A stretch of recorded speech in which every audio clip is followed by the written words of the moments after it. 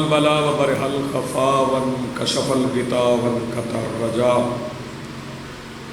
وزاقت الارض ومنعت السماء وانت المستعان اليك المشتكى وعليك المعول في الشدة والرخاء. اللهم صل على محمد وآل محمد أولي الأمر الذين فرضت علينا طاعتهم وعرفتنا بذلك منزلتهم ففرج عنا بحقهم فرجا عاجلا قريبا كلمح البصر وهو أقرب. يا محمد يا علي يا علي يا محمد اكفياني فإنكما كافيان وانصراني فإنكما ناصران. يا مولانا يا صاحب العصر والزمان الغوث الغوث الغوث أدركنا أدركنا أدركنا الساعات الساعات الساعات الأجل الأجل الأجل برحمتك يا أرحم الراحمين بحق محمد وآلہ الطاہرین. ممکن حد تک بلند صلوات پڑھی ہے.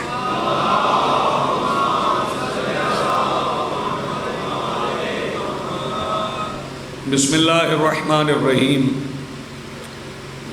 الحمدللہ رب العالمین الذی کان موجودا قبل حدوث الاشیاء ویبقی بعد فناء الاشیاء والصلاۃ والسلام علی رسولہ الکریم وخاتم النبیین ابی القاسم محمد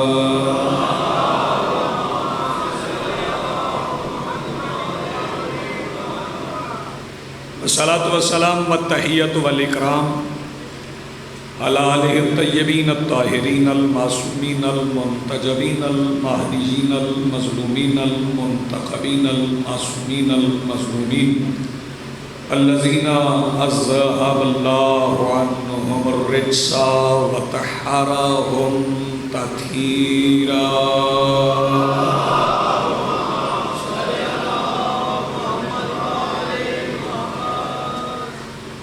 ولعنۃ اللہ علی اعدائہم ومنکر فضائلہم من یومنا ھذا الی یوم الدین. اما بعد فقد قال اللہ تعالی سبحانہ فی محکم کتابہ المجید وفرقانہ الحمید وقولہ الحق. بسم اللہ الرحمن الرحیم. ام یحسدون الناس علی ما آتاہم اللہ من فضل. صلوات پڑھیے بلند آواز.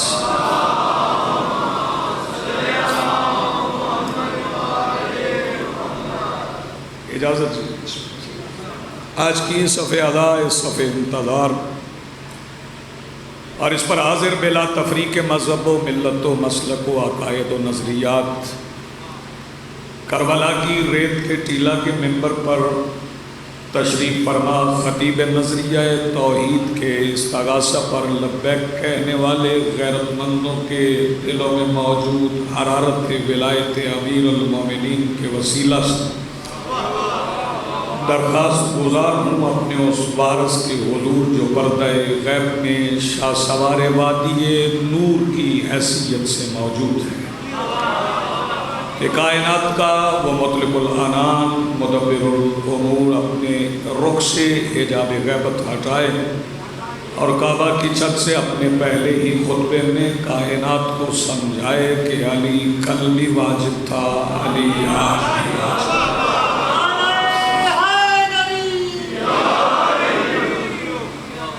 ہمارے لیے امامت کو ماننا اتنا ہی واجب ہے جتنا کہ نبوت کو ماننا. اگر ہم ختم المرسلین کو اور باقی 1,23,999 نبیوں کو نہ مانیں، کسی ایک کا بھی انکار کر دیں تو ہم مسلمان نہیں رہتے. اور اگر ہم سرکار دو عالم کے بتائے ہوئے 12 ائمہ میں سے کسی ایک کی امامت میں بھی شک کریں تو پھر شیعہ نہیں رہتے۔ متوجہ ہیں آپ؟ ہاں ایک بات میں آغاز میں ضرور آپ کی خدمات عالیہ میں عرض کر دوں گا، یہ جتنی گفتگو ہوتی ہے یہ آپ کی معلومات میں اضافہ کرتی ہے، علم میں نہیں۔ معلومات میں اضافہ ہوگا، علم میں نہیں۔ معلومات میں اضافہ گفتگو کرتی، معلومات میں اضافہ تقریر کرتی ہے، معلومات میں اضافہ تحریر کرتی ہے، علم میں اضافہ مجلس کی فضا کرتی ہے۔ بہت اچھا آپ سن رہے ہیں۔ میں پھر عرض کر دیتا ہوں، چلیں ایک فکرہ اور کہوں، معلومات میں اضافہ تقریر و تحریر یہ کرتی ہیں، سماعت و بصارت کرتی ہیں، لیکن جو علم میں اضافہ ہے نہ سماعت کرتی ہے نہ بصارت کرتی ہے، علم میں اضافہ بصیرت کرتی ہے، بصیرت سے علم میں اضافہ ہوتا ہے۔ آپ حیران ہو رہے ہوں گے کہ جب معلومات ہوں تو علم کیوں نہیں ہوتا؟ معلومات کو علم میں ڈھلنے کے لیے بڑا ٹائم لگتا ہے، بڑا وقت لگتا ہے، مخصوص وقت گزارنا پڑتا ہے، پھر معلومات علم میں بدلتی ہیں۔ ایک فکرہ میں سرکار کہہ دیتا ہوں، اس سے میرے مجمع کو بالکل اندازہ ہو جائے گا کہ معلومات اور علم میں فرق کیا ہے۔ پورے مدینے کو معلوم تھا کہ دروازہ بطول کا ہے، علم صرف سلمان کو تھا۔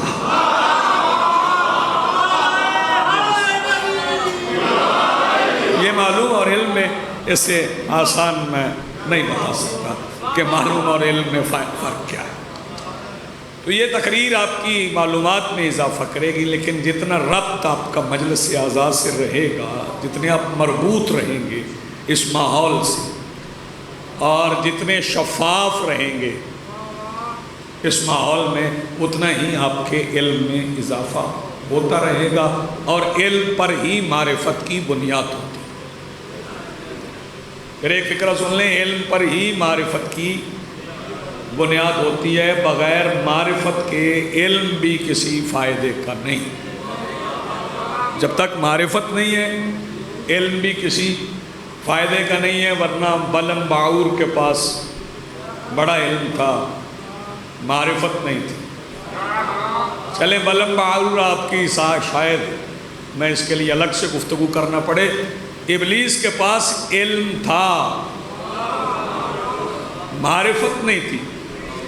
معرفت ہوتی تو وہ بھی سجدے میں جھک جاتا، اس کا سجدہ نہ کرنا بتا رہا ہے کہ اس کے پاس معرفت نہیں ہے۔ اس نے سجدہ نہیں کیا کیونکہ اسے سجدے کی تعریف کا نہیں پتہ تھا، وہ سمجھتا تھا کہ اللہ کو جھکنے کا نام سجدہ ہے، اور اللہ یہ سمجھا رہا تھا مجھے جھکنے کا نام سجدہ نہیں، جہاں میں جھکاؤں وہاں جھکنے کا نام سجدہ۔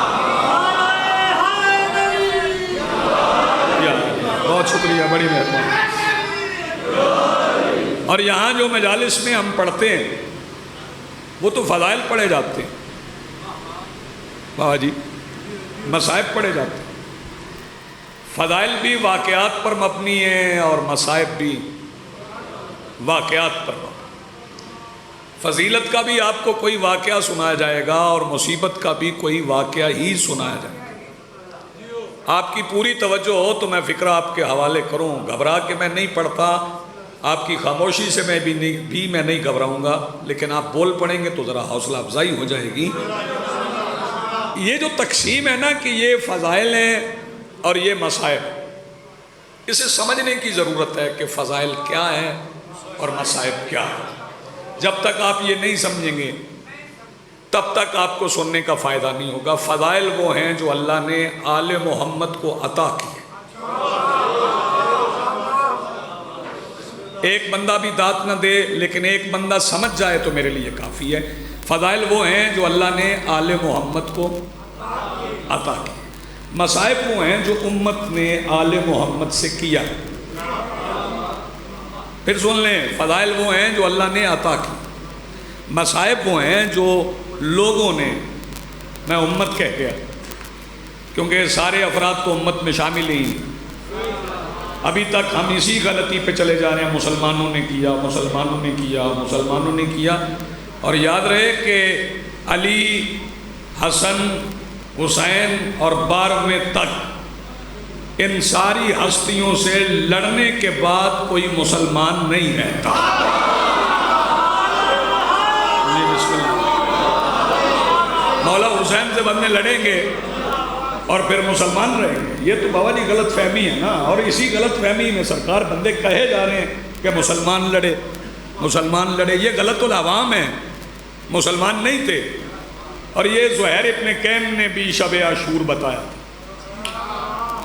جب زہیر ابن قین کو میرے مولا حسین نے دشمنوں کے سامنے بھیجا لشکر یزید کی طرف، تو جناب زہیر ابن قین نے فرمایا تھا کہ اگر میری تلوار حکم حسین سے تمہارے خلاف اٹھ گئی تو تمہارے جسم سے روح بعد میں نکلے گی، پہلے تم اسلام سے نکل جاؤ. اس لیے یہ غلط فہمی دور کرنا ہے کہ سارے ہی مسلمان ہوتے، نہیں، سارے ہی مسلمان نہیں ہوتے. اللہ سے لڑنے کے بعد کوئی مسلمان نہیں رہتا. تو میرے محترم سامعین، بڑی آپ کی توجہ کی میں قدر کرتا ہوں جتنے آپ متوجہ ہیں. یہ بھی آپ کو سمجھنا ہے کہ آپ مجلس اعضاء میں آ گئے، بیٹھ گئے تو یہاں واقعات پڑھے جائیں گے. امت نے یا جو لوگوں نے جو دشمنان آل محمد نے آل محمد سے کیا، وہ مصائب جو آل محمد سے ہوا وہ مصائب نہیں. یہ باریک سی ایک لائن ہے، اسے سمجھ. آل محمد کا کیا بگڑا ہے؟ کیا گیا آل محمد کا؟ چونکہ ہم ایک نظریے پہ قائم ہو گئے کہ گھر اجڑ گیا، گھر اجڑ گیا، گھر اجڑ گیا. چلیں پنجابی میں، سرائکی میں گریے کے سبب پیدا کرنے کے لیے مستحسن بات ہے، میں اسے تنقید کا نشانہ نہیں بناتا، لیکن ہر وقت بندے کو ساری زندگی نرسری میں تو نہیں رہنا چاہیے نا. کبھی پہلی جماعت میں بھی آ جانا چاہیے، پھر دوسری جماعت میں بھی آ جانا چاہیے. یہ لوگ آل محمد کا کیا بگاڑ سکتے ہیں؟ دشمن تو یہی چاہتا ہے کہ میں اپنے مخالف کو چپ کروا لوں. یزید حسین کو چپ کروانا چاہتا تھا، تو پھر اس نے شارہ کاٹنے کے بعد کیا حسین کو چپ کروا لیا؟ نہیں، آپ متوجہ ہی نہیں. شارہ کاٹنے کے بعد کیا یزید اس میں کامیاب ہوا کہ وہ حسین کو چپ کروا لے؟ فکرہ آپ سنیں گے، آپ روزانہ یہی سنتے ہیں کہ میرے مولا حسین نے جاری سورہ کاف کی تلاوت کی ہے. عباس آغا جی، مولا حسین نے سورہ کاف کی تلاوت کی ہے اور شام کے بازار میں شرائع سب کی ہے. نہیں، پہلے یہ دیکھ لیں کہ جیسے ہی کریم کربلا کا سر سینا کی نوک پہ آیا، مولا نے پہلی آیت کون سی پڑھی ہے؟ میں چپ بندے کے چہرے کی زیارت کروں گا. دشمن یہ سمجھا کہ ہم جیت گئے، اور جیسے ہی کریم کربلا کا سر نیزے کی نوک پہ آیا، حسین نے بلند ہوتے ہی پڑھا بسم اللہ الرحمن الرحیم الیوم اکملت لکم دینکم. جی بسم اللہ، بہت شکریہ سرکار، آپ کی دعا مل گئی. تو یہی سمجھنا ہے کہ جو لوگوں نے کیا وہ مسائل، جو اللہ نے دیا وہ فضائل. اللہ کسی پہ مصیبت نازل نہیں کرتا. قرآن کہتا ہے مصیبتیں لوگوں کے ہاتھوں کی کمائی ہوتی ہیں.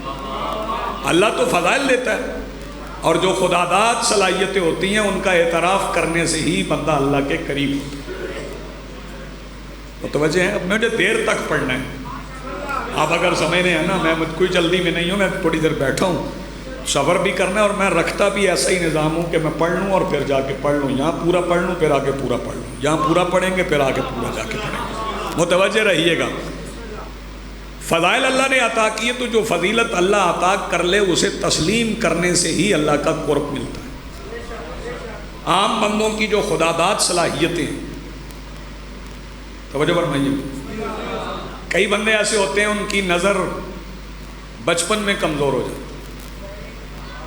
ہوتا ہے، اور کئی لوگ ایسے ہوتے ہیں کہ وہ 90 سال کے ہو جاتے ہیں اور بغیر اینک کے اخبار پڑھتے ہیں.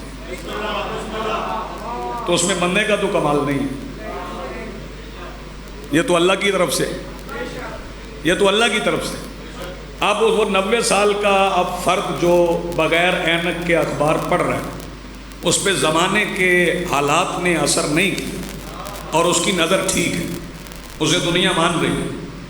90 سال کا تیرا فانی بندہ اگر بغیر اینک کے اخبار پڑھ رہا ہے تو پھر یہ بھی یاد رکھ کہ مصطفیٰ کا 1000 سال سے زیادہ کا بیٹا سامنے آئے بغیر تجھے دیکھ رہا ہے۔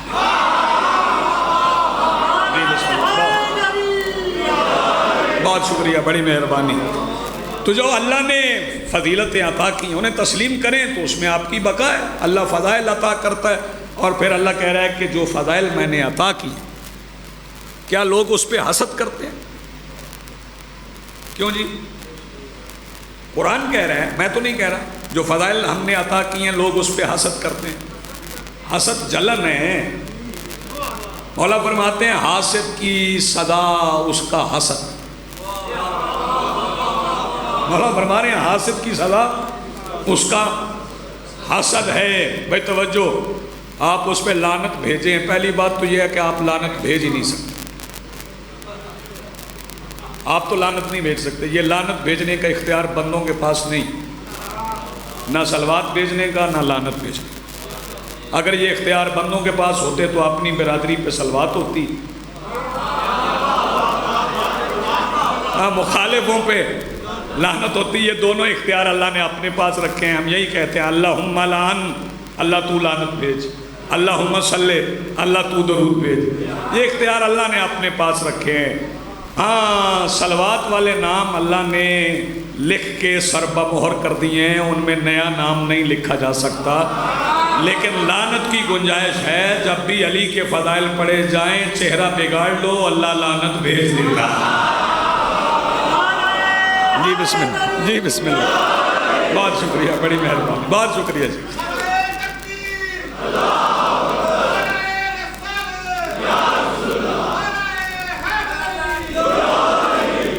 فضائل تو اللہ دیتا ہے، تو جو فضائل اللہ نے دیے انہیں تسلیم کرو۔ تسلیم نہیں کرو گے تو حسد کرو گے۔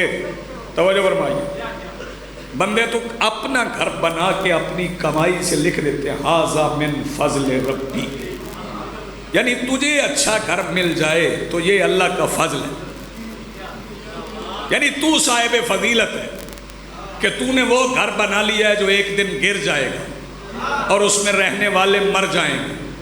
یہ تو فضیلت ہے کہ تو اپنے عالی شان گھر کو تعمیر کر لے، اور یہ کوئی فضیلت نہیں کہ سب سے عالی شان گھر جو اللہ کا ہے اس میں علی اتر آئے۔ اس فضیلت کو کوئی نہیں مان سکتا۔ توجہ فرمائیے گا۔ اور اللہ کہہ رہا ہے حسد کرتے ہیں، حسد کرتے ہیں۔ اب چیزیں دو ہیں، ایک ہے حسد، ایک ہے رشک۔ حسد اور رشک میں فرق ہے۔ رشک میں تعلقات مضبوط ہوتے ہیں، رشک میں تعلقات کیا جی مضبوط ہوتے ہیں، حسد میں تعلقات ٹوٹ جاتے ہیں، اور بندہ ملنا ہی نہیں چاہتا جس سے حسد ہوتا ہے، بندہ اسے دیکھنا ہی نہیں چاہتا۔ بندے حسد میں ہیں تو کہتے ہیں نا 12واں نہیں آئے گا،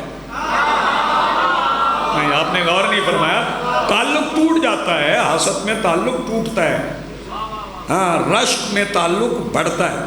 لیکن یہاں پہ ایک مسئلہ ہے، جن کے بارے میں اللہ نے یہ آیت اتاری ہے نا، ان سے حسد ہو سکتا ہے، رشک نہیں ہو سکتا۔ ہاں پھر سن لو، دھیرے دھیرے بولنا، آہستہ بولنا، جن کے بارے میں یہ آیت اتری ہے ان سے رشک نہیں ہو سکتا، حسد ہو سکتا۔ مثلا رشک کیا ہے؟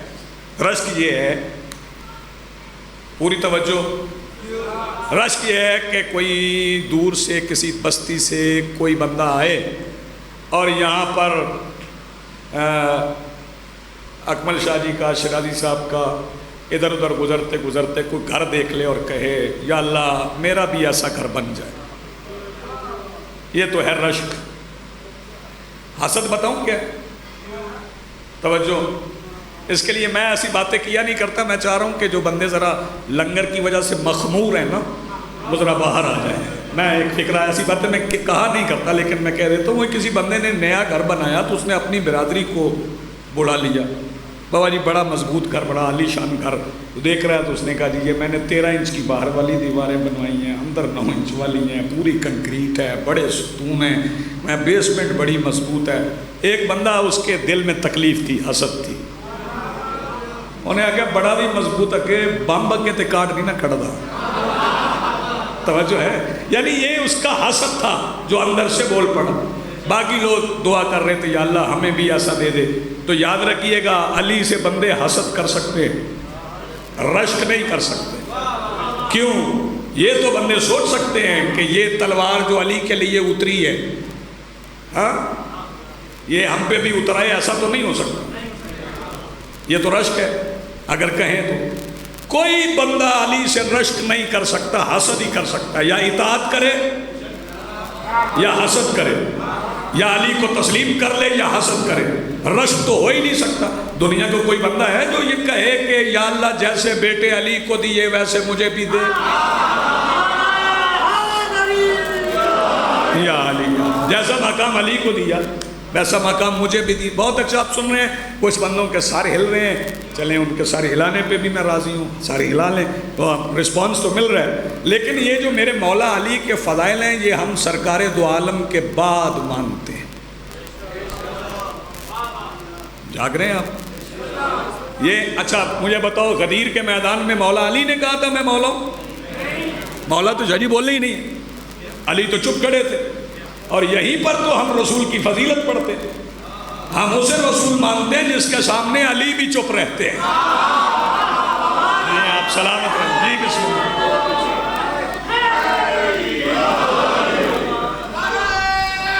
ہو جاتا ہے، ہم تو اسے رسول مانتے ہیں جن کے سامنے علی بھی خاموش رہتے ہیں، ہم تو انہیں رسول مانتے ہیں۔ اور رسول بھی آپ دیکھ لیں 1.25 لاکھ انبیاء ہیں، 1.25 لاکھ انبیاء ایک جیسے۔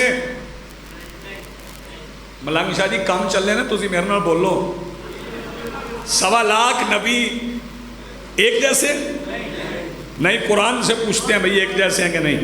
قرآن کہتا ہے تِلْكَ الرُّسُلُ فَضَّلْنَا بَعْضُهُمْ عَلَىٰ بَعْضٍ، ہم نے بعض رسولوں کو بعض پر فضیلت دی۔ بس یہی میری گفتگو ہے، ہم نے بعض رسولوں کو بعض پر فضیلت دی ہے، سارے برابر نہیں ہیں۔ جناب آدم علیہ السلام کو اللہ نے فرشتوں سے سجدہ کروایا، میرے رسول جناب آدم سے افضل ہیں، غور نہیں آپ کا، میرے رسول جناب آدم سے افضل ہیں۔ اگر دنیا یہ کہہ رہی ہے کہ کسی درخت کے قریب گئے تھے، جنت میں درخت کے قریب گئے تھے اور کہتے ہیں درخت گندم کا تھا، اب میں ان لوگوں کی عقل کا کیا کروں جن کے نزدیک گندم کا بھی درخت ہوتا ہے، ان کا علاج تو میرے پاس نہیں ہے، جن کی گندم بھی درختوں پہ اگتی ہے ان کا علاج میرے پاس تو نہیں ہے۔ توجہ فرمائیے گا، اگر اچھا چل تیری بات مان لیتے ہیں کہ آدم درخت کے قریب گئے تو جنت سے زمین پہ آنا پڑا، زمین پر پیدل چلتے رہے، تو پھر یاد رکھنا میرے رسول کی فضیلت اس لیے زیادہ ہے کہ اعمال الشجر کا واقعہ میرے نبی کی زندگی میں ہے۔ پڑھتے آپ کام ہے نا، اس لیے پتہ نہیں چلتا۔ اعمال الشجر درخت کا چل کے آنا، درخت کا چل کے آنا۔ کچھ لوگ میرے رسول کے پاس آئے اور آ کے کہنے لگے جی آپ اللہ کے نبی ہیں، آپ سے پہلے جو نبی آئے ہیں وہ معجزے دکھاتے تھے، آپ بھی معجزہ دکھائیں۔ سرکار نے فرمایا وہ جو نبی آتے تھے ایک معجزہ لاتے تھے، لا کے دکھا دیتے تھے، تم بتاؤ میں کیا معجزہ دکھاؤں؟ یہاں معجزہ تمہاری مرضی کا ہے۔ انہوں نے کہا جی اور کچھ نہیں مانگتے، وہ جو سامنے درخت ہے نا وہ چل کے آپ کے پاس آئے، جاگنا میں فکر آپ کہہ رہا ہوں، تو ہم مانیں گے آپ نبی ہیں۔ میں پاک ممبر پہ کھڑا ہوں، جیسے میں نے پڑھا ہے نا ویسے ہی عرض کرتا ہوں۔ جیسے ہی انہوں نے کہا کہ وہ درخت چل کے آئے، ابھی مصطفیٰ نے درخت کو اشارہ نہیں کیا کہ درخت کو پتا تھا کہ اگر اس کے ارادے پہ جگہ نہ چھوڑی جائے تو نو اپنی نو میں نہیں رہتی۔ بہت شکریہ، مہربانی۔ کتنا لائق مجمع ہے. درخت زمین چیرتا ہوا سرکار کے پاس آ گیا. انہوں نے کہا آ تو گیا ہے, مانیں گے تب جب جائے. ان کا کہنا تھا کہ چلا گیا. 70 بار درخت آیا. عبدالحسین دست غیب نے اپنی کتاب میں سے لکھا ہے 70 بار آیا 70 بار گیا. جب 70ویں بار گیا تو وہ جو نبوت کی دلیل مانگنے آئے تھے نا, وہ سجدے میں گر پڑے اور کہنے لگے ایسے نبی نہیں ہوتے, ایسے تو خدا ہوتا.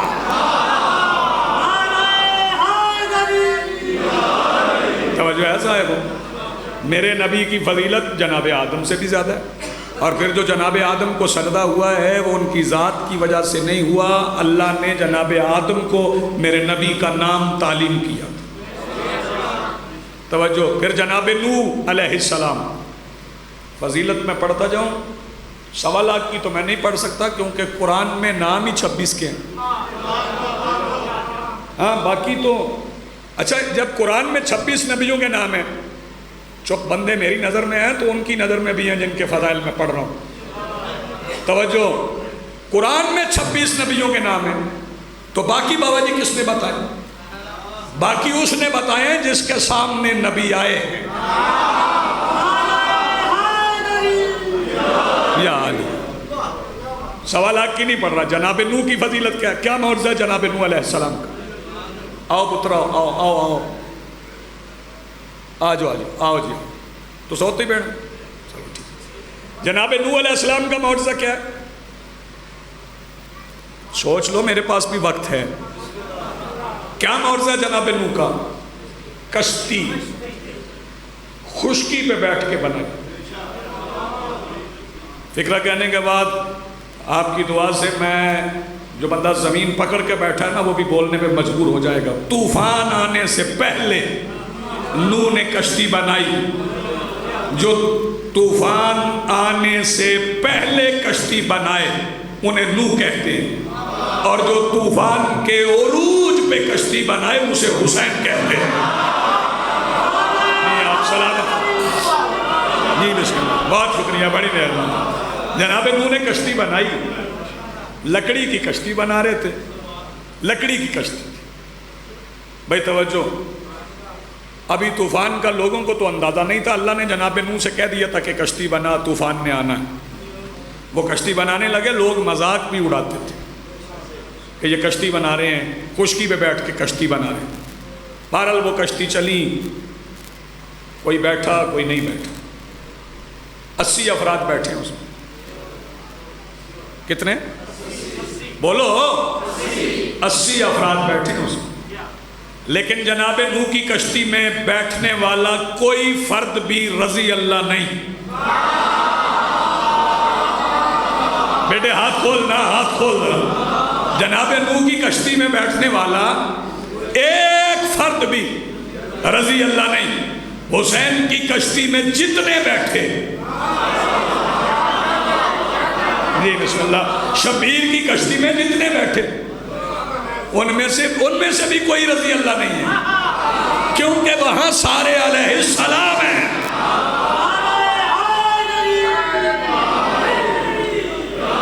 یا علی یا علی.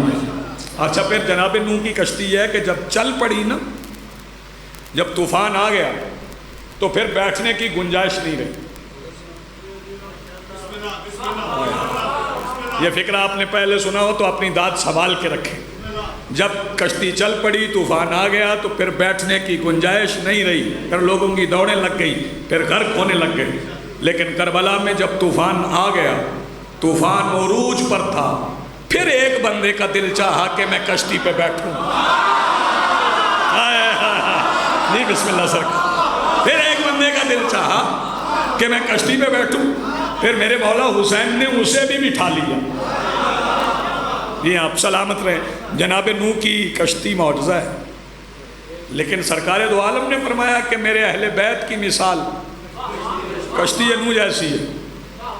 میرے اہل بیت کی مثال کشتی نوح جیسی ہے, لیکن وہ بنی تھی لکڑی سے, وہ چلی تھی پانی میں. توجہ, لیکن اہل بیت ہر طوفان میں نجات کی کشتی، ان کے نام بھی نجات کی کشتی۔ توجہ فرمائیے گا۔ چلیں ایک کشتی پہ فکرہ میں اور پڑھ لوں۔ جناب نوح نے کچھ جانور بھی رکھے تھے کشتی تاکہ ان کی نسلیں باقی رہیں، لیکن ان جانوروں میں کوئی مقدس نہیں ہوا، بچ گئی نسل جانوروں کی۔ توجہ، ان جانوروں میں مقدس کوئی نہیں ہوا، نسل بچ گئی لیکن مقدس کوئی نہیں ہوا۔ حسین کی کشتی پہ ایک جانور ہے جس کی نسل میں کوئی نہیں، لیکن جو اس کی نقل کر لے وہ بھی مقدس ہے، اس کی نقل بھی مقدس ہے، اور اسے ہم ذوالجناح کہتے ہیں۔ حسین کی کشتی میں مرتجز تھا، ہمارے پاس جو ہے وہ ذوالجناح ہے، اور یہ ہے بھی بڑا مؤثر، صرف مقدس نہیں، مقدس ہونا اور بات ہے، مؤثر ہونا اور بات ہے۔ بات ساری معذرت کے ساتھ، کئی سیدوں کے بیٹے مقدس ہوتے ہیں،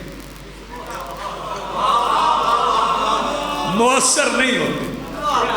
مقدس ہونا اور بات ہے، مؤثر ہونا اور بات۔ ذوالجناح صرف مقدس نہیں، مؤثر بھی ہے، اثر بھی بڑا ہے۔ یہ جتنے بندے آپ بیٹھے ہو، میں آپ کے ساتھ اٹھ کے سڑک سے گزر جاؤں، گاڑی میں بٹھانے جاؤں مجھے، تو کوئی بندہ نہیں پوچھے یہ ابھی میرا بھائی وسیم عباس ہے، اللہ اسے اور شہرت دے، اس کے ساتھ 40-50 جوان تو ویسے ہی چل پڑتے ہیں۔ کوئی بندہ پوچھتا ہے وسیم عباس کتنے ہی لسنس؟ تیرنال جی 50 بندے ہیں، وہ تقریریں بھی کرتا ہے، ہم بھی تقریریں کرتے ہیں، بٹھانے جاؤ ساری گلی سے گزر جاؤ، کوئی بندہ نہیں پوچھے گا۔ اگر 20 بندے بابا جی یہیں سے ذوالجناح تیار کر کے نکلے تو بندے پوچھیں گے بتاؤ اس کا لائسنس کہاں ہے، کوئی اجازت لی ہے؟ حالانکہ ذوالجناح بولتا بھی نہیں، تو پھر مجھے کہنے دو کہ وہ کام کسی مولوی کی تقریر نہیں کرتی جو ذوالجناح کی ٹاپوں کی آواز کرتی۔ جی بسم اللہ، آپ جی سلامت رہے، جی بسم اللہ۔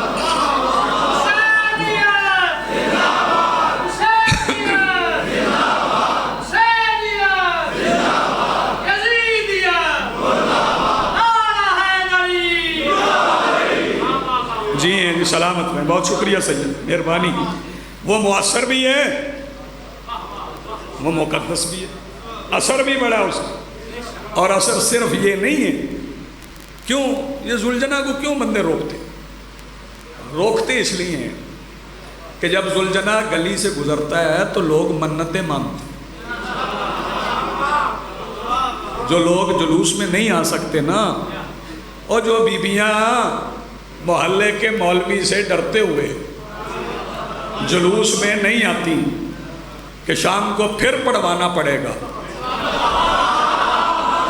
توجہ فرما رہے ہیں، وہ جلوس میں نہیں آتی، توجہ، وہ ذوالجناح گزرتا ہے تو اد کھلے دروازے سے وہ ذوالجناح کو دیکھ کے منت مان لیتی ہیں، بیٹا ہو گیا تو چادر چڑھاؤں گی، تو پھر بیٹا مل جاتا ہے، اور پھر ذوالجناح کی منت سے ملے ہوئے بیٹے کا فائدہ یہ ہے کہ یقین ہوتا ہے کہ اپنا ہے۔ جسے بات سمجھ رہا یار وہ ہاتھ اٹھائے، اس لیے روکا جاتا ہے کیونکہ منتیں پوری ہوتی ہیں۔ وہ لوگوں کے مذہب بدل دیتا ہے جس گلی سے گزرتا ہے، اس لیے روکا جاتا ہے۔ وہ جناب نوح کا معجزہ ہے کشتی، جناب نوح علیہ السلام کا معجزہ ہے کشتی۔ توجہ فرمائیے، اس سے آگے چلتے ہیں جی، آگے بھی انبیاء کے معجزات ہیں۔ جناب موسیٰ کا معجزہ کیا؟ آسا نہیں، عصا، پنجابی میں سوٹا، اردو میں ڈنڈا، عربی میں عصا۔ جناب موسیٰ کا عصا، وہ پھینکتے تھے وہ اژدہا بن جاتا، پکڑتے تھے ڈنڈا بن جاتا تھا، پتھر پہ مارتے تھے چشمہ نکل آتا، یعنی ایک عصا سے کئی کام لیتے تھے۔ توجہ، میں نے بڑے دھیرے دھیرے پڑھنا ذرا جاگیے۔ اب اچھا، یہ موسیٰ کا مقابلہ کس سے تھا؟ فرعون سے، جناب موسیٰ کا مقابلہ فرعون سے، اور یہ وہ فرعون ہے جس نے موسیٰ کی آمد سے ڈرتے ڈرتے 70,000 بچے قتل کر ڈالے۔ پہلا معجزہ تو جناب موسیٰ کا یہ ہے کہ 70,000 بچے قتل ہو گئے، موسیٰ نہیں ملے۔ آپ نے غور نہیں فرمایا، 70,000 بچے قتل ہو گئے۔ تو مجھے بتا، اللہ نہیں دیکھ رہا تھا کہ ایک موسیٰ کے لیے 70,000 بچوں کا خون بہہ گیا؟ موسیٰ ایک فرد ہے نا، لیکن جناب موسیٰ کے لیے 70,000 بچوں کا خون بہہ گیا، تو اللہ روکتا نا اس قتل و غارت کو کہ موسیٰ بچا رہا ہے اور لہو بہہ رہا ہے؟ نہیں، اللہ نے ثابت کر دیا کہ حجت کے لیے لہو کا بہانہ سنت الہیہ ہے۔ آپ نے غور نہیں فرمایا، حجت کے لیے لہو کا بہ جانا یہ سنت الہیہ ہے۔ پھر جناب موسیٰ آگے ہیں تو جناب موسیٰ کا معجزہ آسا ہے، تو فرعون جس نے 70,000 بچے قتل کر دیے، اسے نہیں پتا تھا کہ یہ موسیٰ مجھ پہ حاوی کیسے ہوتے ہیں، اسے پتا تھا آسا ان کے پاس تو چوری کروا لیتا نا، وہ چوک لینا جناب موسیٰ دا ڈنڈا۔ بھائی وہی تو کل متا تھی، وہی تو کل متا تھی۔ یہ بھائی یا میرا والوں کا گر گیا، میں خطرہ مول نہیں لے سکتا۔ اچھا میں خود لگا دوں، چلیں۔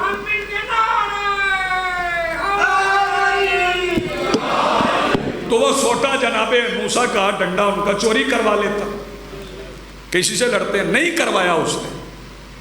کیوں؟ اس کو پتا تھا کہ میرے پاس آ بھی گیا نا تو کسی کام کا نہیں تھا فرعون، لیکن اسے پتا تھا کہ کمال ڈنڈے میں نہیں، ذرا جاگنا، خوبی صفت فضیلت عصا میں نہیں، موسیٰ کے ہاتھ میں ہے۔ موسیٰ جو ڈنڈا بھی اٹھا لے گا نا وہ ایسے ہی کرے گا، چونکہ کمال معجز نما کے ہاتھ پہ ہوتا ہے۔ توجہ فرمائیے گا، یہی تو وجہ ہے کہ علی سے ہر شے مانگنے والوں نے کبھی تلوار نہیں مانگی۔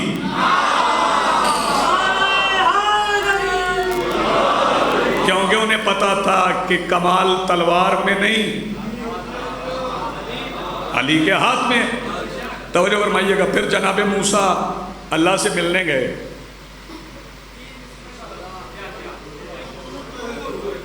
کہاں گئے؟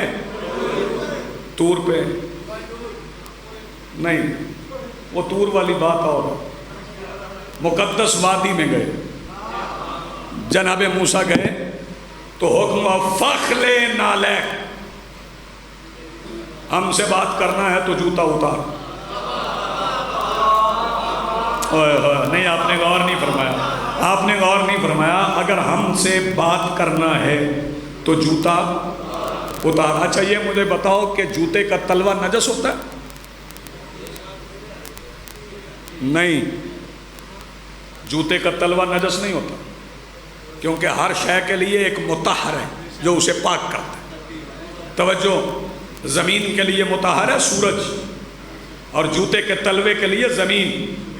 زمین پہ چلے تو جوتا پاک، لیکن آپ اسے مسجد میں لے کے نہیں جا سکتے۔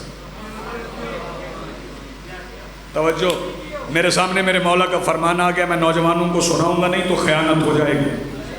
میرے امام نے فرمایا کہ جب بھی میرے دادا عباس کا نام لیا کرو تو پہلے جوتا اتار لیا کرو۔ یہ میرے مولا کا مقام ہے، فضیلت ہے میرے مولا کی۔ اللہ کا حکم ہوا فخل نعلیک، جوتا اتار کے آؤ۔ تو موسیٰ ہے کون؟ کلیم اللہ ہے، جو اللہ سے باتیں کرتا ہے اسے کہہ رہا ہے اللہ کہ جوتا اتار کے آ۔ کلیم اللہ سے کہا جوتا اتار۔ تو میرے رسول کی فضیلت بتاؤں، میرے رسول کی فضیلت کیا ہے، میرے آقا کے فضائل کیا ہیں؟ وہ تو یہی زمین پہ مقدس وادی میں اللہ سے ملنے گئے تھے، اللہ نے جوتا اتروا دیا۔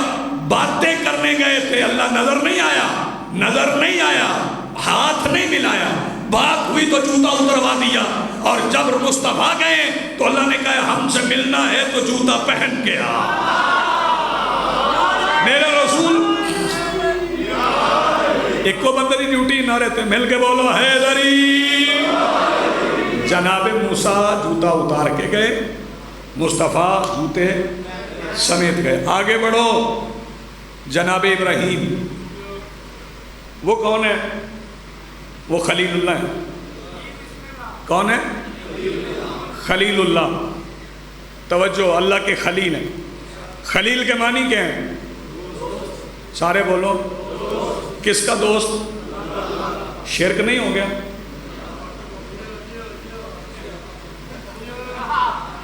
یار آپ توجہ نہیں فرما، اللہ کا دوست، اللہ کا دوست۔ توجہ، شاہ جی مجھے نہ دکھائیں، میں اپنے وقت پہ ممبر چھوڑ جاؤں گا۔ خلیل اللہ کا دوست، جناب ابراہیم اللہ کے خلیل ہیں۔ ایک میں لفظ کا معنی اور پوچھ رہا ہوں، آپ بتائیے، حبیب اللہ کے معنی کیا ہے؟ اللہ کا دوست، خلیل بھی دوست، حبیب بھی دوست، تو دونوں میں فرق کیا ہے خلیل بھی دوست ہے، حبیب بھی دوست۔ آؤ میں بتاؤں خلیل اور حبیب میں فرق کیا ہے۔ خلیل وہ ہے جو درخواستیں بھیجے، ملاقات ملاقات ملاقات ملاقات، خلیل وہ ہے جو درخواست کرے۔ حبیب وہ ہے جس کی منتیں کی جائیں، آ کے مل جاؤ۔ یا وہ خلیل ہیں، یہ حبیب ہے۔ اب جناب ابراہیم علیہ السلام، جناب ابراہیم علیہ السلام خواب دیکھ رہے ہیں۔ بھائی جان دیکھیے میری طرف، خواب دیکھ رہے ہیں، اور خواب میں دیکھنے کے بعد وہ پھر اپنے بیٹے سے کہتے ہیں، بیٹا کون ہے؟ ذبیح اللہ، اسماعیل ذبیح اللہ۔ جناب اسماعیل سے بعد وہ کہتے ہیں کہ یا بنیا انی ارا فی المنام، بیٹے میں نے خواب میں دیکھا، میں نے خواب میں دیکھا، انی اذبحک، میں آپ کو ذبح کرتا ہوں۔ دیکھا خواب ہے، اور بیٹے کو بتا رہے ہیں کہ میں نے خواب دیکھا ہے، میں آپ کو ذبح کروں۔ فانظر ماذا تری، آپ بتائیں آپ کا کیا خیال ہے، آپ کی رائے کیا ہے؟ اب بیٹے کو چاہیے تھا کہ بیٹا باپ سے کہتا ابا جی آپ نے جو خواب دیکھا ہے وہ کر لے، میں تو پھر بیٹا ہی ہوں، آپ کو خواب آ گیا تو میں کیا کر سکتا ہوں۔ بیٹے نے یہ نہیں کہا کہ جو آپ کو خواب آیا وہ کرے، بیٹے نے کہا یا اباتی افعل ما تؤمر، بابا جان وہ کیجئے جس کا آپ کو حکم ہوا۔ نہیں آپ نے غور نہیں فرمایا، کچھ بندے بیچوں میں بلوا میں سب کو لوں گا، جو حکم ہے، اس کا مطلب ہے کہ بیٹے کو پتہ ہے کہ باپ کا خواب خواب نہیں ہے، حکم ہے۔ انہوں نے کہا کیجئے جو آپ کو حکم ہے۔ پھر جناب ابراہیم نے بیٹے سے پوچھنے کے بعد بیٹے کو ساتھ لیا، اور بیٹے کو ساتھ لے کے چل پڑے۔ جناب حاجرہ نے پوچھا کہاں چلے ہیں، تو کہنے لگے میں بیٹے کو دوست سے ملوانے جا رہا ہوں۔ بیٹے کو سارے بولو، دوست سے ملوانے جا رہا ہوں۔ پھر جناب ابراہیم نے چھری رکھی تھی گلے پہ، اور گردن پہ چھری کا نشان رہ گیا تھا۔ شرائی صاحب یہ فکرہ سن لیں، یہ میں ہدیہ کر رہا ہوں، گردن پہ چھری کا بادشاہ جی نشان رہ گیا، تو نبی تو جھوٹ بول ہی نہیں سکتا۔ انہوں نے کہا میں دوست سے ملوانے جا رہا ہوں۔ دوست کون ہے؟ اللہ۔ اللہ سے ملوانے گئے، چھری کا نشان رہ گیا، اس کا مطلب ہے جن کو چھریوں کے نشان ہیں ان کی اللہ سے ملاقات ہو گئی ہے۔ آپ نے غور نہیں فرمایا، میں کچھ کہہ گیا ہوں آپ سے۔ جی جی بسم اللہ، جی بسم اللہ، مل کے بولو جی، مل کے۔ میں دوست سے ملوانے جا، چھری کا نشان رہ گیا۔ آپ جناب ابراہیم کی آنکھوں پہ ہے پٹی، میں فضیلت مصطفیٰ کا فکرہ کہنے جا رہا ہوں۔ جناب ابراہیم کی آنکھوں پہ پٹی، بیٹا ہے لیٹا ہوا، گلے پہ چھری ہے، اور وہ چھری چلا رہے ہیں۔ اب میں اس بحث پہ نہیں پڑھتا کہ نبی کو پٹی کے پیچھے سے نظر آتا ہے، اس بحث میں میں نہیں پڑھتا، بات آگے نکل جائے گی۔ وہ چھری چلا رہے ہیں، جب پٹی کھلی تو اسماعیل کھڑے تھے، دمبا پڑا تھا۔ اب سارے شیعہ سنی مجھے بتائیں دمبا آیا کہاں سے؟ پتر لتا سیدھیاں کرنا، بالکل سیدھیاں کر کے، کٹھیاں کر کے، کہاں سے آیا دمبا؟ کون لایا؟ خدا ہے دمبا؟ جناب جبرائیل لائے ہیں، جناب جبرائیل دمبا لائے ہیں جنت سے. تو جنت میں باڑا ہے؟ وہاں دمبے ہوتے ہیں؟ نہ نہ نہ نہ نہ نہ. دودھ کی نہریں تو میں نے سنی ہے. پڑھ لے پوری سورہ واقعہ پڑھ لے، جنت کا پورا ماحول قرآن سے پڑھ لے، جانوروں کا ذکر ہی نہیں ہے. ہاں توجہ، وہاں پہ دمبے نہیں. جبرائیل ابراہیم کے بیٹے کے لیے جنت سے دمبا لے آئے. تو مسلمان عقل کر، اگر جبرائیل ابراہیم کے بیٹے کے لیے دمبا لے کے آ جائیں تو تمہیں اعتراض نہیں، اور اگر عید کے دن محمد کے بچوں کے کپڑے لے آئیں جو ہاتھ اٹھا سکتے ہیں بھائی، جی بسم اللہ. ہمارا مذہب ہے ہی سارا قرآن سے. اچھا پھر جناب آپ رسول کی فضیلت سنو. وہ دمبا لیٹا تو اسماعیل بچ گیا. اسماعیل کو بچانے کے لیے کون لیٹا؟ میری آخر تک نظر ہے.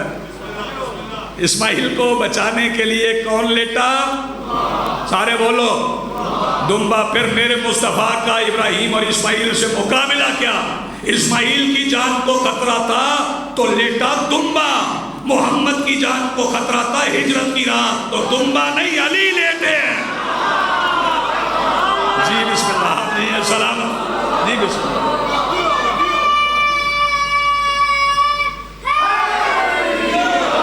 یا علی یا علی. آپ جی ہیں، آپ سلامت رہیں. نبیوں کے فضائل پڑھتے جاؤ، تمہیں مصطفیٰ کے فضائل نظر آتے جائیں. توجہ. اور پھر میں حسنین کریمین کے فضائل بھی پڑھتا ہوں. مجھے یہ بتاؤ کہ کوئی نبی مصطفیٰ کی گود میں بیٹھ سکتا؟ جاگنا. کندھے تو دور کی بات ہے. چلو اب آپ کی مرضی ہے یار، آپ کی مرضی. ذرا اس سے آگے بڑھو تو ایک اور نبی کا ذکر کرتا ہوں. بھائی توجہ. اب وہ بندے ذرا بیدار ہو جائیں جو بندے کہتے ہیں کہ یہ جو آپ ماتم کرتے ہیں اور جسم کو نقصان پہنچاتے ہیں، تو شہید تو زندہ ہوتا ہے تو جسم کو نقصان نہیں پہنچانا چاہیے، گناہ ہوتا ہے. اور ایسا کہتے ہیں کہ نہیں؟ کہتے ہیں. جناب یوسف چلے گئے تھے اور کنویں میں پھینک دیا گیا تھا. جناب یعقوب نے بھیڑیے کو بلا لیا تھا اور وہ کرتا لے آئے تھے، خون میں رنگین کر کے کرتا لے آئے تھے. تو جناب یعقوب نے بھیڑیے کو بلا لیا. جب انہوں نے کہا جی بھیڑیا کھا گیا تو بھیڑیے کو بلا لیا. تو بھیڑیے سے پوچھا بتاؤ تم نے کہا ہے؟ اس نے کہا سرکار یہ تو ہے بکواس کر رہے ہیں، آپ تو جانتے ہیں کہ معصوم کا گوشت اور خون درندوں پہ حرام ہے.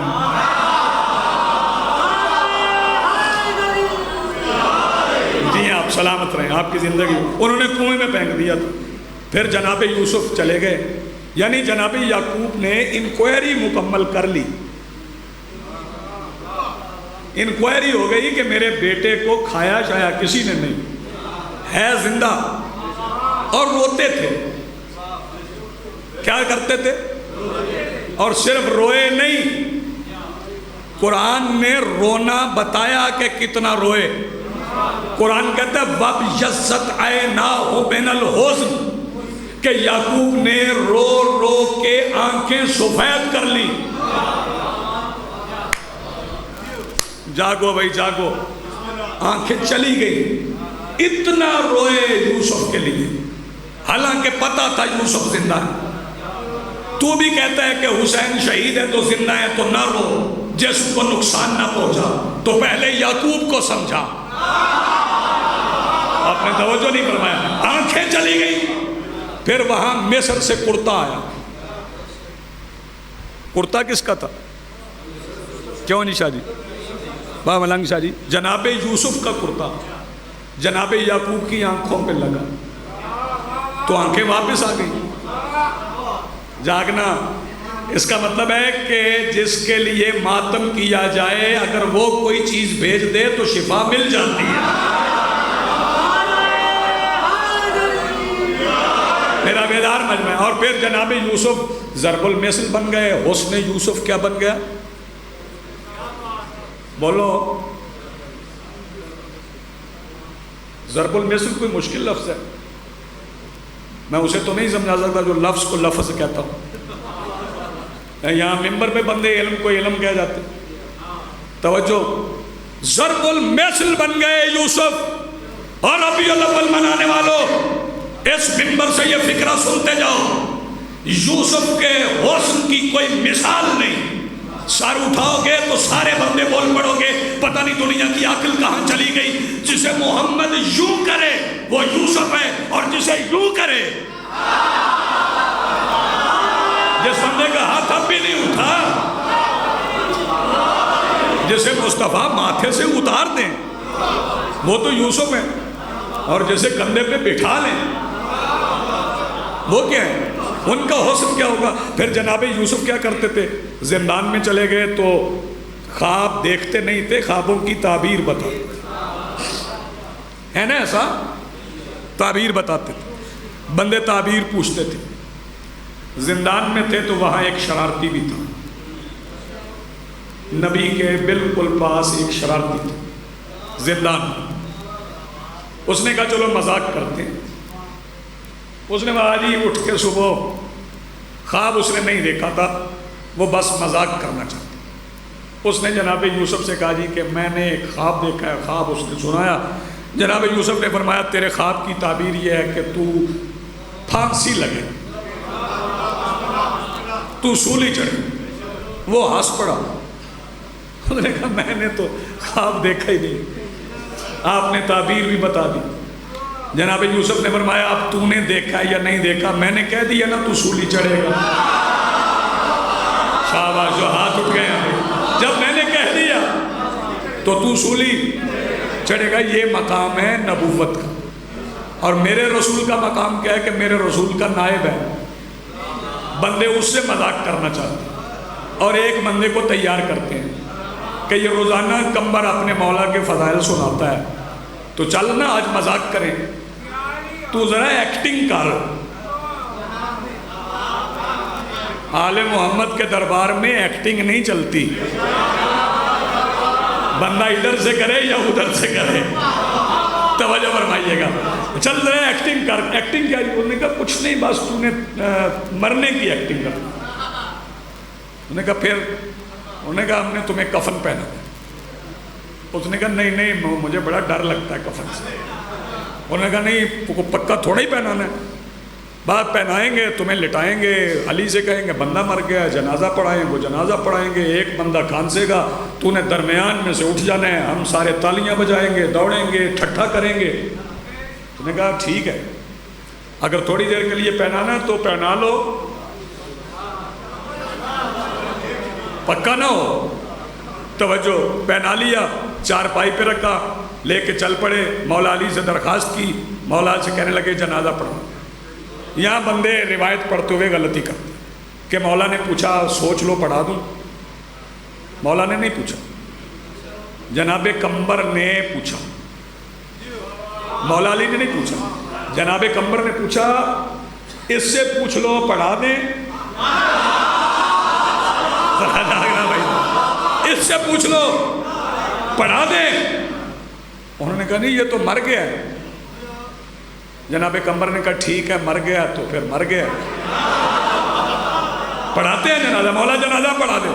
مولا نے جنازہ پڑھوا دیا اور بخشش والی کوئی تکبیر نہیں پڑھی۔ یہ احتیاطاً یاد رکھنا، بخشش والی بادشاہ جی کوئی تکبیر نہیں پڑھی۔ وہ پیچھے سے کھانستے رہے، کھانستے اتنا رہے کہ ایسے لگے جیسے وبا پھیل گئی، لیکن اسے نہ اٹھنا تھا۔ علی جنازہ پڑھا کے چلے گئے۔ انہوں نے کہا لگتا ہے نیند آ گئی، قریب آ کے کہتے ہیں اٹھ اٹھ، نہیں اسے کہاں اٹھنا تھا، وہ تو مر گیا تھا۔ کمبر آواز دے کے کہنے لگے قیامت کے دن جہاں یوسف کا مارا ہوا اٹھے گا نا، علی کا مارا ہوا نہیں اٹھے گا۔ حسین جاگنا ذرا، میں بالکل قریب آ گیا۔ یہ جناب یوسف خوابوں کی تعبیر، بندے قصہ تو غور سے توجہ سے سنتے ہیں نا، شوق سے سنتے ہیں۔ مولوی صاحب سے کہتے بھی ہیں یوسف زلیخا کا قصہ سنو، میں ایک غلط فہمی دور کر دوں، اجازت دیں بابا جی میں دور کر دوں۔ وہ غلط فہمی دور کر لیں کہ خوبصورت یوسف تھے، زلیخا نہیں تھی۔ ہاں حسن یوسف مشہور ہے. ہاں زلیخا تو بس جناب یوسف کے پیچھے پڑی تھی اور پھر اس نے کرتا بھی پکڑا تھا. گواہی بچے نے دی تھی. جاگنا وہ کمرے پہلا دوسرا تیسرا چوتھا پانچواں چھٹا ساتویں کمرے میں جناب یوسف. تو زلیخا نے دست درازی کی, جناب یوسف کو دوڑنا پڑا. دوڑے تو تالا اللہ نے کھولا. اس نے پیچھے سے ہاتھ ڈالا, قمیض پھٹ گئی, تالے سارے کھل گئے, لیکن گواہی کی ضرورت پڑ گئی. یہ ہے نبوت. گواہی کی ضرورت پڑ گئی. ایک بچے نے گواہی دی کہ اگر قمیض پیچھے سے پھٹی ہے تو یوسف سچے. گواہی بچے نے دی. یہ ہے نبوت. تیرے ساتویں امام کا زمانہ ہے اور ایک سازش تیار ہو گئی ہے کہ امام کے زندان میں ایک فاحشہ عورت کو داخل کرو. صبح دروازہ کھولیں گے, پھر پروپیگنڈا کریں گے کہ یہ شیعوں کے امام ہیں, انہوں نے فاحشہ عورت کو داخل کر دیا. رات بار انتظار کرتے رہے, امام نے پلٹ کے دیکھا بھی نہیں, لیکن امام کے وجود سے نکلنے والی ہدایت کی شعاؤں نے تزکیہ نفس ایسا کیا کہ وہ عورت جاتے ہی سجدے میں گر پڑی. جب آئے صبح زندان کا دروازہ کھولا تو انہوں نے کیا دیکھا؟ وہ کہتی تھی سبحان ربی الاعلیٰ و بحمدہ. آسمان سے آواز آتی تھی آسمان سے آواز آتی لبیک لبیک لبیک. حیران ہو گئے کہ یہ کیا ہو گیا. امام نے فرمایا ہم گواہیاں لینے والے نہیں, دل بدلنے والے ہیں. جو دل بدل دے وہ امامت ہے. جہاں گواہیوں کی ضرورت پڑے. توجہ فرما رہے, وہ جناب یوسف تھے, یہاں جناب کاظم ہے. پھر بات ذرا آگے بڑھ جا, آخری فکرہ میں کہہ رہا ہوں. جناب سرکار عیسیٰ علیہ السلام ماں کی آغوش میں تھے. کہاں تھے؟ ماں کی آغوش میں تھے. تو کیا کہا؟ انی عبداللہ وآتانی الکتاب وجعلنی نبیّا. اس فکرے کو ربیع الاول میں تو سمجھ جاؤ کہ عیسیٰ ماں کی گود میں کہہ رہے ہیں کہ اللہ نے مجھے کتاب دی. جو پسینہ ہے اسے ماں کی گود میں کتاب ملی, اور جس کا پسینہ ہے اس پہ 40 سال بعد اتری. نہیں 40 سال بعد اتری ہوتی تو علی کعبہ کے جوف میں اپنی زندگی کے تیسرے دن رسول سے نہ کہتے یا رسول اللہ بتائیں زبور پڑھوں, تورات پڑھوں, انجیل پڑھوں یا قرآن پڑھوں. اپنے خط درست کر لیں, اپنی سمت درست کریں, پتہ چلے آپ کو. لیکن یاد رکھنا یہ ساری سمتیں کسی اور درگاہ سے درست نہیں ہوں. اسے درست کرنے کے لیے کربلا جانا پڑے گا. جب تک کربلا نہیں جاؤ گے, ضروری نہیں ہے کہ تو سفر کر کے کربلا جائے, وہ تو بعد کی منزل ہے نا.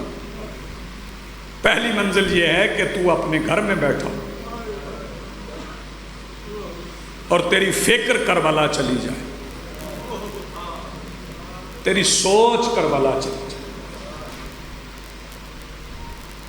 اور جس بندے کو کربلا جانے کا سامان مہیا نہیں,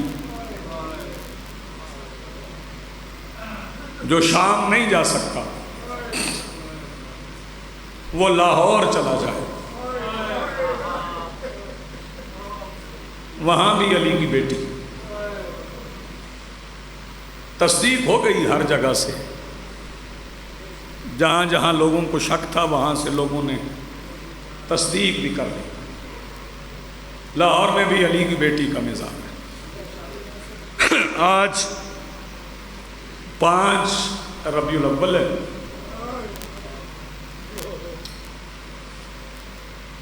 ظاہراً 3 دن رہ گئے سوگ کے.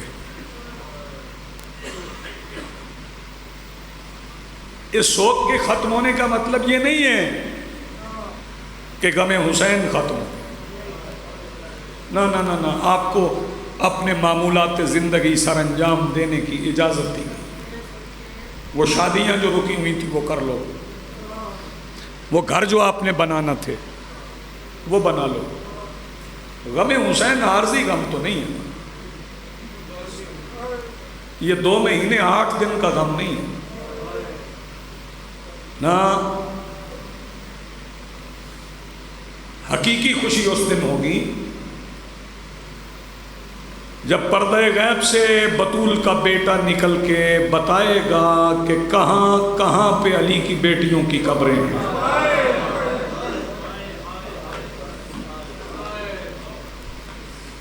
سید آپ کو سلامت رکھے۔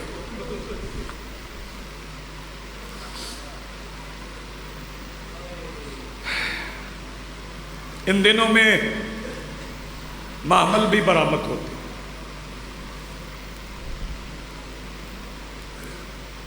کتنے معمل برآمد ہوتے ہیں؟ 3۔ 53 معمل کیوں نہیں برآمد کرتے؟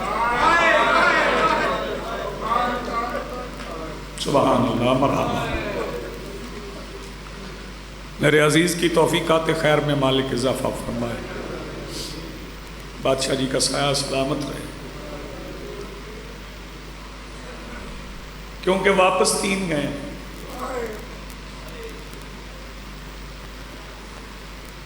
میں ایک مثال دے دیتا ہوں، آپ کے یہاں کالا گجرا میں، جہلم میں، اسد آباد میں 10 گاڑیوں پہ مہمان آئے، واپس 3 پہ جائیں تو 10 گاڑیوں کے مہمان 3 گاڑیوں میں تو پورے نہیں آتے، یا تو مہمان رک گئے، سمجھنا بات۔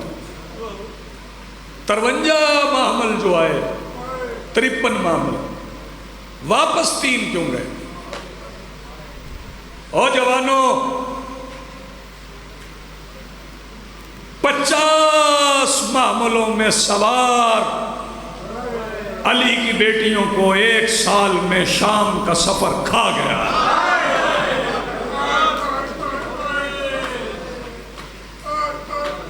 چلیں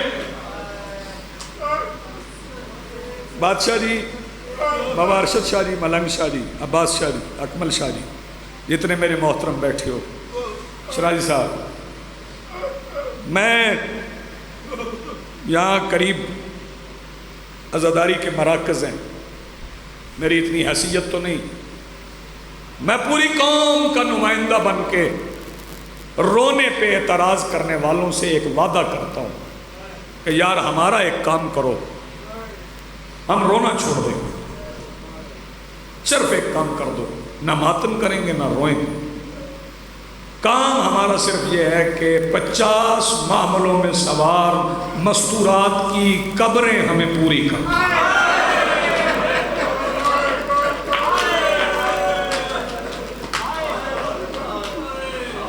جزاک اللہ، مرحبا۔ شہزادی کونین آپ کو اجر عظیم عطا فرمائے، آپ کی ہائے کی آواز بلند ہے۔ مصائب پڑھنا ابھی میں شروع کر رہا ہوں، چونکہ دینی مصائب کے ہیں۔ یزید تھکا ہے، سجاد نہیں تھکے۔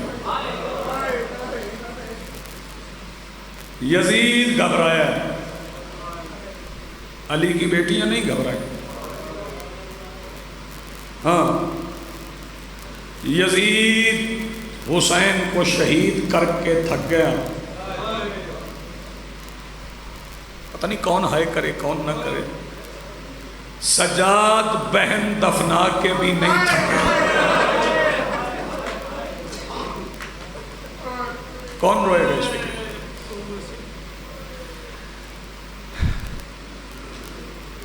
بغیر چھت کے زندان۔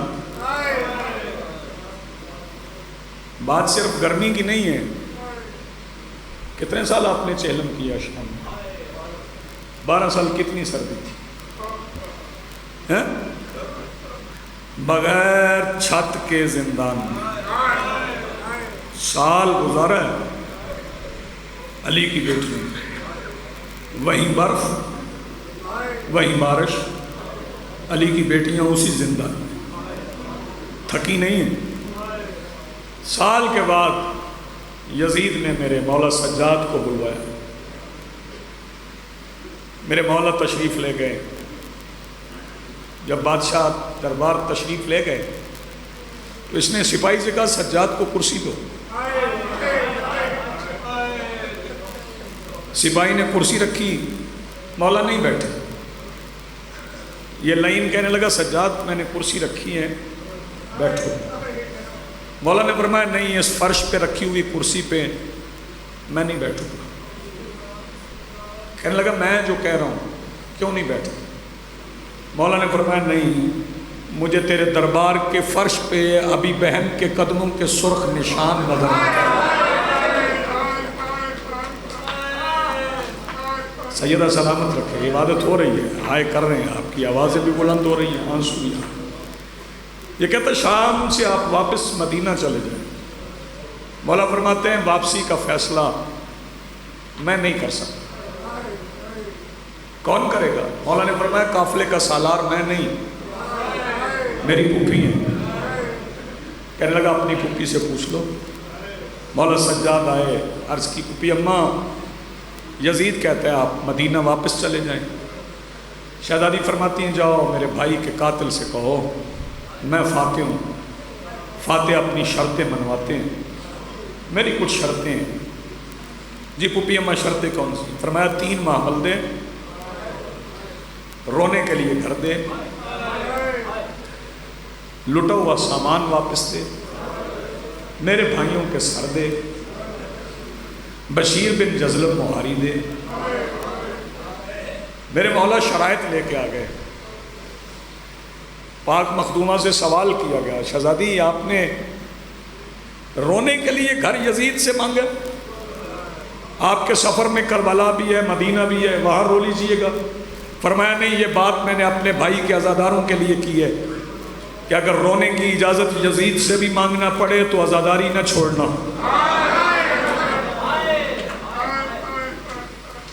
اور مخدومہ آپ نے لٹا ہوا مال واپس مانگا ہے، آپ جو چاہیں جب چاہیں جنت سے منگوا لیں، کیوں مانگا لٹا ہوا مال؟ فرمایا اس لیے مانگا ہے کہ کل یزید مکر نہ جائے کہ کربلا میں لٹا مجھ دی تھا۔ یہ جو دور تک حضرات بیٹھے، اگر کوئی نیا مہمان مجلس میں آئے تو اس کی حوصلہ افزائی کیا کرو۔ میری مخدومہ نے رونے کے لیے گھر الگ لیا، اس گھر میں آ گئی۔ میں ایک فکرہ یہ کہوں گا، یہاں پہ ذاکرین موجود ہیں، ملنگ شاہ جی ہیں، شاہ جی ندیم شاہ جی بیٹھے ہیں۔ میں ایک فکرہ کہہ رہا ہوں، جب سارا ہیں بھائیوں کے، بیٹوں کے، اون و محمد کے بھی سارا ہیں، میں کیا فکرہ کہوں، تم کیا سنو گے؟ اون و محمد کے بھی سارا ہیں۔ میرے سر پہ رکھو قرآن، جب سر آ گئے ہیں علی کی بیٹی نے کس کا سر گود میں اٹھایا؟ یہ ہاتھ میرے کالے کپڑے پہ۔ شہزادی نے بھائیوں کے سر چھوڑ کے، بیٹوں کے سر چھوڑ کے، سب سے پہلے جو سر گود میں رکھا ہے نا وہ میرے مولا حسین کا سر، پھر اس کے بعد جس کی پیشانی چومی ہے نا وہ مولا عباس کا سر ہے، پھر اس کے بعد جسے پیار کیا نا وہ مولا علی اکبر کا سر ہے، پھر ساری شہزادیاں روئی ہیں۔ اور ایک بار سیدہ ام کلثوم آواز دے کے کہتے ہیں بہن ایک بار اون و محمد کو بھی اٹھا۔ سیدہ سلامت رکھے آپ کو، آپ کی آوازیں بلند ہو گئی، الگ گھر مل گیا، شہزادیاں اس گھر میں آ گئی۔ پہلی بار بہنوں نے کھلے ہاتھوں سے بھائیوں کا ماتم کیا، سبحان اللہ مرحبا۔ پہلی بار بہنوں نے کھلے ہاتھوں سے بھائیوں کا ماتم کیا، دیر تک شہزادیاں روتی رہی۔ یہ جو گھر لیا تھا نا اس میں شہزادیاں 7 دن رہی ہیں۔ کتنے دن؟ 7 دن رہی ہیں۔ پھر کیا ہوا تھا؟ شام کی عورتیں آ گئی۔ جب شام کی عورتیں آئیں تو آ کے بیٹھ گئی، مکان تھا، چپ کر کے بیٹھ گئی اور آ کے عورتوں نے ہاتھ باندھ لیے، کہنے لگی علی کی بیٹی ہمیں معاف کر دے، آپ آئی تھیں، ہم سے استقبال میں غلطی ہو گئی، ہم نے عزت نہیں کی۔ شہزادی نے جو فکرہ کہا ہے اللہ کرے میں سمجھا سکوں۔ علی کی بیٹی آواز دے کے کہتی آج معافیاں نہ مانگو، آج تم آئیو حسین کی عزادار بن کے، آج بتاؤ تم میں سے کس کو اولاد چاہیے، اور تیرے کرم پہ کائنات قربان کروں، تم میں سے کس کو رزق چاہیے۔ آج میں حسین کی مجلس کروا کے بیٹھی ہوں۔ شہزادی مصائب پڑھتی رہی، 7 دن میری مخدومہ اس مکان میں رہی۔ 7ویں دن میرے مولا سجاد نے پوچھا پھوپھی اماں معامل آ گئے، بشیر آ گیا، واپس جانا ہے، یہ بتائیں کس راستے سے گزر کے جانا ہے؟ شہزادی آواز دے کے کہتی سجاد اسی راستے سے جس سے گزر کے میں دربار گئی تھی نا۔ اب یہ جو سفید داڑیوں والے بیٹھے ہو مجھ سے پوچھو شہزادی کس راستے سے گزر کے گئی تھی؟ با ملنگ شاہ جی بازار سے گزر کے گئی تھی نا۔ فرمایا بازار سے گزر کے ہی میں اس شہر سے نکلوں گی۔ جب آئی تھی تو دن کا وقت تھا، رات کا وقت تھا، گزرنے کا راستہ نہیں مل رہا تھا۔ جب پلٹی ہے تو دن کا وقت ہے۔ میں بتاؤں سال میں علی کی بیٹی کے خطبوں سے فرق کیا پڑا؟ سن، سال میں فرق یہ پڑا جب آئی تو قدم اٹھانے کا راستہ نہیں ملتا تھا، جب واپس پلٹی ہے تو دن کا وقت ہے۔ شام کے لوگ آوازیں دے کے کہتے تھے دکانیں بند کرو علی کی بیٹی نے گزرنا۔ یہ ایک سال میں علی کی بیٹی کے خطبوں سے فرق پڑ گیا۔ جب قافلہ چلا، بادشاہ کی قافلہ چلا، بازار کے بالکل درمیان قافلہ پہنچ گیا، اور شہزادی آواز دے کے کہتی سجاد بشیر سے کہے معامل روکے۔ آئے ہائے، معامل رکے۔ معامل میں شہزادی نے رخ کیا کربلا کی طرف، کربلا کی طرف رخ کر کے شہزادی آواز دے کے کہتی حسین ایک ایک اینٹ سے پوچھ تو نمازی ہے، میں نے شام فتح کر لی ہے۔ پھر شہزادی آواز دے کے کہتی سجاد رخصت ہونے سے پہلے نا ایک بار مجھے سکینہ کی قبر پہ لے جائے۔ میں ایک فکرہ کہوں گا، پتہ نہیں کون سا بندہ جو ماتم میں شامل نہ ہو سکے۔ جب اس شہزادی کی قبر پہ یہ کارواں پہنچا ہے نا، باقی بیویوں کا میں نہیں پڑھتا، اللہ کرے میں سمجھا سکوں۔ میں نے علامہ وزیر حیدر نجفی صاحب سے سنا تھا، وہ فرماتے تھے سیدہ ام رباب سکینہ کی قبر پہ ایسے اتری جیسے عباس گھوڑے سے اترا۔ قافلہ چل پڑا۔ مصائب میں اب شروع کر رہا ہوں مصائب، جس کا دل چاہے رونے کو وہ رو لے۔ عزادارو قافلہ چل پڑا، چلتے چلتے چلتے قافلہ کربلا کے قریب پہنچ گیا۔ جب قافلہ کربلا کے قریب پہنچا تو جابر ابن عبداللہ انصاری پہلا مجاور قبر حسین، وہ شام کے راستے کی طرف رخ کر کے بیٹھے تھے، منہ شام کے راستے کی طرف تھا، رخ شام کے راستے کی طرف۔ جیسے ہی قافلہ سامنے آیا نا تو ایک بار جابر اپنی جگہ سے اٹھے، آ جاؤ نجم آ جاؤ، اٹھے اپنی جگہ سے۔ ابھی میں مصائب پڑھوں۔ جابر اپنی جگہ سے اٹھے، اٹھ کے مولا سجاد کی طرف، آپ میری طرف دیکھیں۔ میں نے بولا لیا بھائی کو، کوئی فرق نہیں پڑتا مصائب میں، کوئی عبادت میں فرق نہیں، باقی لوگ پیچھے رکھیں، صرف نجم شاہ کو آنے دیں، آپ باقی حضرات پیچھے رکھیں۔ آ جائیں شرح صاحب، آ جائیں، باقی پیچھے بیٹھ جائیں، جہاں جگہ ملتی ہے وہیں بیٹھ جائیں، مصائب میں چلیے گئے۔ جابر ابن عبداللہ انصاری، بیٹھ جاؤ بھائی، بیٹھ جاؤ، کیوں چل رہے ہو مجلس میں؟ بیٹھو، آ جائیں۔ جابر اٹھے، آؤ بسم اللہ، میرا عزیز ہے، مالک زیادہ عزتیں عطا کرے، زیادہ تاثیر عطا کرے۔ آگے مولا سجاد کے پیروں پہ گر پڑے، کہنے لگے مسافر آپ شام سے آئے؟ بیٹے بیٹھ بھی جا، بیٹھ جا، میں مصائب پڑھوں، بیٹھو۔ آپ شام سے آئے؟ مولا نے فرمایا تمہیں کس نے بتایا ہم شام سے آئے؟ جابر کہنے لگا اس جاگیر کے سلطان نے مجھے رات خواب میں بتایا ہے۔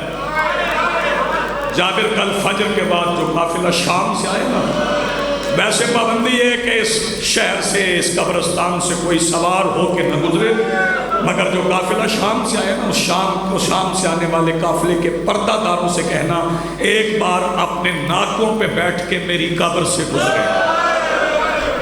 سیدہ سلامت رکھے، میری مخدومہ نے محمل میں سنا، شہزادی آواز دے کے کہتی سجاد ذرا جابر سے پوچھ جاگیر کے سلطان کا نام کیا ہے؟ ادب اور معرفت والے میرے ذکر کو سنیں گے جب میرے مولا سجاد نے پوچھا کہ بتا جاگیر کے سلطان کا نام کیا ہے، جابر قیام کی حالت میں کھڑے ہوئے نظریں زمین پہ گڑ گئی، کہنے لگے بسم اللہ الرحمن الرحیم اسمہ ابو الفضل العباس۔ جب جابر نے بسم اللہ پڑھ کے عباس کا نام لیا، سیدہ کا رخ آسمان کی طرف اٹھ گیا، شہزادی آواز دے کے کہتی ہے اللہ میری محنت پوری ہو گئی، لوگوں کو میرے بھائیوں کے نام لینے کا طریقہ آ گیا۔ شہزادی آواز دے کے کہتی ہے سجاد ذرا معامل بٹھاؤ، بالکل جلدی میں بھائی کو ممبر دوں، سجاد معامل بٹھاؤ۔ معامل بیٹھے، شہزادی پیدل چل کے کربلا آئی۔ یہ پیدل چل کے کربلا جانا شہزادی کی سنت ہے۔ جب شہزادی آئی کربلا میں، سب سے پہلے حسین بادشاہ کی قبر پہ آئی۔ فکرہ سنو گے اور ہائے کرو گے۔ بتاؤں حسین بادشاہ کی قبر پہ بیٹھ کے شہزادی نے پہلا بیان کون سا کیا ہے؟ شہزادی صاحب دل چیر دینے والا بیان ہے۔ شہزادی ملنگ شاہ جی قبر پہ بیٹھ کے آواز دے کے کہتی ہے حسین تیری سکینہ شام ہے۔ میں بسم اللہ کروں، آباد رہو، سلامت جیتے رہو۔ اٹھی، ساری باتیں نہیں سنا تھا، وقت نہیں رہا، آئی عباس کی قبر پہ۔ عباس کی قبر پہ آ کے شہزادی فرماتی ہے عباس اٹھ بہن کی فتح دیکھ۔ جب کوئی فتح کا دعویٰ کرے تو دلیل دیتا ہے۔ بتاؤ شہزادی نے کیا دلیل دی؟ شہزادی فرماتی ہے اٹھ عباس دیکھ میں رقیہ کو محمل میں بٹھا کے لائی۔ عباس کی قبر سے اٹھی، علی اکبر کی قبر پہ آئی۔ اکبر میں مدینے جا رہی ہوں، کوئی پیغام؟ پھوپھی اسے سلام کہنا جو میرے قدموں کے نشان پہ زندگی گزار گئی۔ اب تک سادات و غیر سادات دونوں کے لیے پڑھ رہا تھا، پھر سیدہ گنج شہداء کے اس حصے میں آئی جہاں صحابیوں کی قبریں تھیں۔ زخمی ہاتھ پیشانی پہ رکھ کے شہزادی آواز دے کے کہتی ہو میرے بھائی کے جان نثار ہو، تمہیں علی کی عزت سلام کہتی ہے۔ 7 دن علی کی بیٹی کربلا میں رہی۔ 7ویں دن کی شام ہونے سے پہلے شہزادی معامل کی طرف چلی، بابا جی قبر حسین پھٹ گئی، حسین قبر سے برآمد ہوئے۔ آواز دے کے کہتے ہیں اللہ کے دین کی محسنہ، علی کی بیٹی کے قدم جہاں تھے نہ وہیں رکے۔ پلٹ کے آواز دے کے کہتی ہے حسین کوئی کام رہ گیا، یہیں سے شام واپس چلی جاؤ۔